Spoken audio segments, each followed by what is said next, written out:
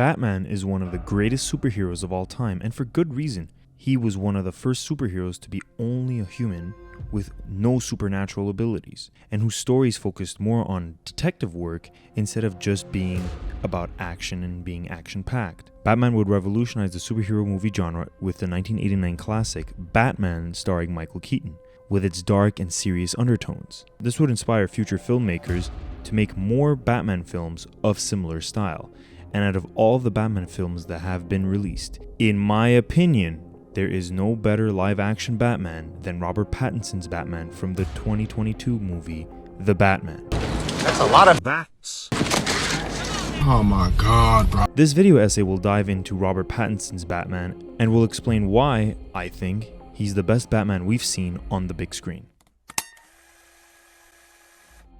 Before we discuss Batman's arc in Pattinson's film, we have to discuss his skills as the Batman. The main comparisons will be to Michael Keaton's Batman and Christian Bale's Batman, since their characters' timelines are similar to Pattinson's Batman. Sorry guys, no Ben Affleck. No! Oh! We'll discuss the three main skills that Batman has, starting off with the first one, combat. Pattinson's combat is, in general, more realistic to the skill level that Batman would have at that point in his career. Although he's trained and has been the Bat for 2 years, he still makes some mistakes in combat, like near the end of the film. You can tell he hasn't fully mastered the combat aspect of being the Batman, which adds an additional layer of risk and pressure on him when he's facing off against goons. This depiction is, in my opinion, more realistic in comparison to Keaton, who's never really seen training and is almost flawless in combat despite the fact that he's been Batman for a month or two by the start of the 1989 movie.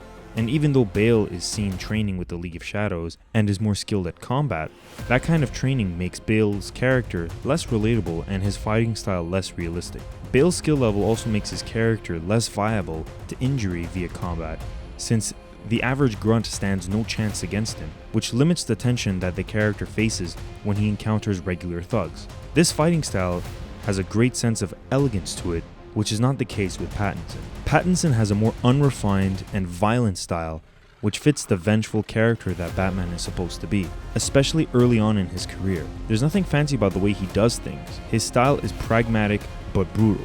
This violent style does a great job in striking fear into the hearts of his enemies, which makes sense since no one wants to get their faces pummeled in like as if they're in a Baki fight scene. It plays into the overall way that Pattinson conducts himself as Batman, which is a style focused primarily on fear, intimidation, and mystery, which leads us to the next segment, which is stealth. Now you may be wondering, how in the hell is Pattinson's stealth better than Bale's? And my answer is that it isn't. Their styles are different, but not just because of their contrary character developments, but because both are viable solutions for Batman depending on what his approach needs to be on a given situation. Bale uses a fast-paced, high-impact, extremely strategic style of stealth, which fits him because, if you remember, he asked Lucius Fox to develop a more lightweight suit to move faster, but that extra boost in speed and mobility came at a cost. Bale's armor had to be scaled down, and therefore his armor lost the ability to absorb high-caliber bullets and sharp objects. So basically, Bale's style was about dealing as much damage in as short amount of time as possible. Pattinson's form is completely different. His armor is built to sustain damage from pretty much any type of weapon, so he focuses a lot more on one-time surprise attacks and tanks whatever weapons his opponents throw at him. That's because his overall style focuses less on strategic movements, but more on his foreboding presence, utilizing fear and intimidation to emotionally unbalance his opponents, and utilizing the dark to pounce on them at just the right time. The only thing that can really hurt Pattinson is blunt force trauma, which you see when he gets blasted by that shotgun at the end of the film. I personally find that Pattinson's style is more risk-free, but when it comes to effectiveness, that really depends on the situation that both Bats might be facing, and therefore it is difficult to make an objective choice as to which one is better. Let's move on to the third section, which is detective work. This one has a more definite answer. Pattinson is way better at detective work than Christian Bale, and here's why. Bale's style relies heavily on his team and Wayne Tech gadgets to catch his opponents, like when he had to hack into every cell phone in the city in order to find the Joker in The Dark Knight. But it's not just about his style. Bale's films also focus a lot less on detective work as a whole, and focus more on him beating up bad guys and solving the case as the movie goes on. He's showcased a lot less as a detective and more so as a fighter. The opposite is true for Robert Pattinson. Pattinson is shown to be much more of a detective. He uses a lot more intuition and a more hands-on approach in his investigations compared to Bale. He tends to utilize information given to him from known criminals a lot more, using fear and intimidation tactics to get critical information in order to solve a case. He really only uses his Batcomputer to look back at his activities that he recorded via his iCams from the night before and to crack ciphers made by the Riddler. He is much more observant than Bale, and it is always clear that he's the smartest guy in the room. It's one thing for Batman to have all of these skills, but what about the guy under the mask? How is Pattinson the superior Bruce Wayne? On the surface, it looks as though this Bruce Wayne is not as complex or as well written as some of the previous Bruce Waynes. But upon further analysis, I began to realize that this Bruce Wayne is not only well written, but is also the most realistic version of Bruce Wayne I have seen on the big screen. Let me explain.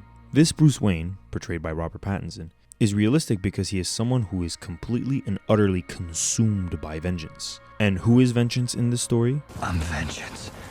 All that exists in his mind is exacting his vengeance upon the criminals of Gotham.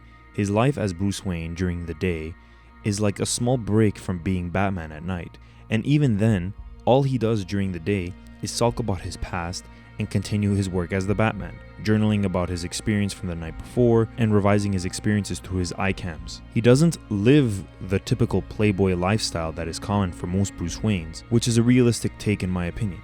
How would Batman have time to go out every night and be Bruce Wayne, especially when he's been on such a warpath to eliminate crime in Gotham? The truth is, he has no desire for the playboy lifestyle. Usually a playboy emerges because the person is trying to fill the void left behind by a loved one, whether that be a lover or a parent, with the attention and affection of many other people. Pattinson does not crave attention, he craves revenge, and he can only have his revenge as the Batman. He even refuses to get involved in the development of Gotham's communities because he sees his quest as something that must be fulfilled by Batman and not by Bruce Wayne. It's like he uses the Batman persona to exact his revenge against the criminals of Gotham, to feel better about himself and quench the thirst that he has. He's almost like an addict to the violence and the retribution he dishes out against the scum of Gotham. But maybe all of that is in vain. Despite his best efforts, the crime rate in Gotham is still as high as ever. But he continues on his journey, trying his best to save Gotham from falling apart. Or is he trying to keep himself from falling apart? As you watch the movie, you begin to ask yourself, does Gotham need Batman? Or does Bruce Wayne need Batman? It's these questions and facts that make Bruce Wayne unique and realistic. He doesn't just come back after 8 years of no pussy to become a total Chad and a playboy. He's still a deeply broken man that has major issues and is trying to cope with them. You can tell that this is someone who saw his parents get murdered in front of him. He managed to keep both of his personas separate up until when the Riddler begins to target Bruce Wayne for the sins of his father. His manor gets blown up and Alfred gets badly hurt. Allegedly, Thomas Wayne, Bruce's father, was behind the murder of a journalist who was talking shit about his wife while he was running for mayor, and that he hired Carmine Falcone, a known thug and future crime boss, to do the job. This causes Bruce to waver in his determination to be the Batman, as the reason why he was fighting crime was to avenge his parents' deaths, and now he learns that his father ordered the murder of a man. The truth is later revealed by Alfred, who says that Thomas told Falcone to only threaten the journalist but not to kill him, and that Falcone killed the journalist in order to gain leverage over Wayne. Alfred, who has been with him this entire time, is pretty much the only family left in Bruce's life. And now that he's hurt, being Batman is beginning to affect the lives of the people around Bruce in a negative way. This is where Bruce Wayne and Batman begin to move from a parasitic relationship into a more symbiotic relationship. The vengeance that lived inside Bruce Wayne manifested itself into the Batman. He needed a way to let out his anger, and because he couldn't go around as Bruce, he had to craft a being that personified fear in the eyes of the criminals of Gotham. He sought to have Batman be the arm of the people's justice, and it seemed to work. Whenever criminals looked into the cloudy night sky of Gotham, they would see the bat signal, a stark reminder of who might be lurking out there, waiting to strike at anyone guilty of any wrongdoing. Batman was a man possessed. He he would work tirelessly into the night to thwart the criminal element of Gotham. Like I said before, he lives his life to be Batman and makes very little room to be Bruce Wayne. All of that begins to change when he encounters the Riddler for the first time. Riddler was different, as he wasn't a criminal who was just a physical threat, but also a psychological one. Riddler wasn't just senselessly killing elite members of Gotham society just for kicks, but to send a message that would expose the elites as corrupt and vile. Batman wanted to save them because he had a no-kill policy, which was actually respected for the most part. But really, Batman wanted to keep them alive so that he can interrogate them and bring himself closer to understanding and catching the Riddler. But Riddler was always 2-3 steps ahead of the Bat. It was still a relatively impersonal case up until the Riddler begins to target Bruce Wayne for the sins of his father. It turns out that the Riddler is from an orphanage that was apparently funded by the Waynes, and he was bitter that the world felt sympathy for Bruce Wayne, who was also an orphan, but who also happened to be a billionaire, while the world completely ignored orphans like himself who were trapped in a system that cared very little about them.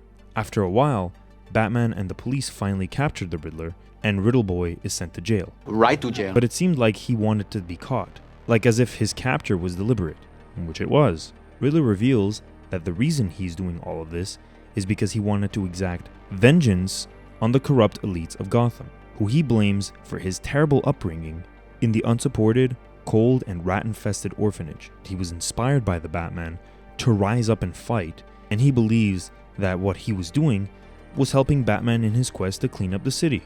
Riddler also reveals that he planned to bomb the seawalls of Gotham in order to wash away the corrupt filth in the city, which he does successfully. His followers then attempt to assassinate the newly elected mayor of Gotham, Bella Real. Batman catches up to them and beats them down. When the last guy is unmasked and interrogated, Gordon asks, Who the hell are you? The goon replies, Me. I'm vengeance. This is when Batman fully realizes his misstep. He sees that the vengeance he's seeking is creating more of a mess instead of sorting things in order. He begins to see the dual nature of vengeance, that it can be used justly and unjustly. What's stopping him from becoming someone like that goon? What's the difference between him seeking vengeance and that goon seeking vengeance? Batman begins to go from the shadow and the dark and turns into the light of Gotham. The moment he turned was expressed during the segment on the podcast we did on The Batman, which was... His act that defined who he was at the end of the movie was him cutting the electrical line. That was the first time he did something to save others instead of beating up the people that were responsible. Strictly being a symbol of fear causes the people of Gotham as a whole to fear Batman, when Batman's intended target has always been the criminal element of Gotham. That fear doesn't make the average Gotham citizen feel good and hopeful, it just adds to the chaos of a city falling apart. And at the end of the film, the Bat learns to balance the light and the dark, leading the way for Gotham into a hopeful, safe, and prosperous future. Pattinson completes this arc sooner than Bale, and where Bale's Batman at the end is seen as the true symbol of justice, which he always was to begin with, Pattinson's position for what Batman should be gets completely flipped on its head.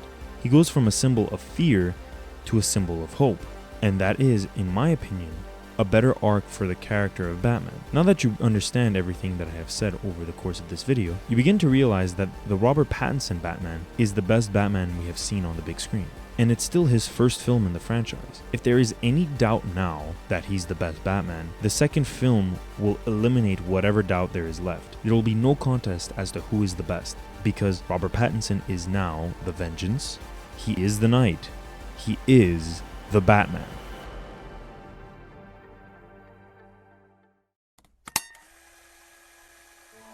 Thank you guys so much for watching. If you enjoyed the video, please leave a like, subscribe, and share with anyone who likes Batman. Also, if you have any comments, thoughts, or disagreements, please leave them down below. I do read and reply to every comment. You guys will be seeing more consistent uploads from here on out, and I'm very excited to see what lies ahead. If you want to see a deeper analysis of the Batman movie, and Riddler just captures Catwoman, I have 16 keys! Like, fuck off! please click the link on the left side of the screen.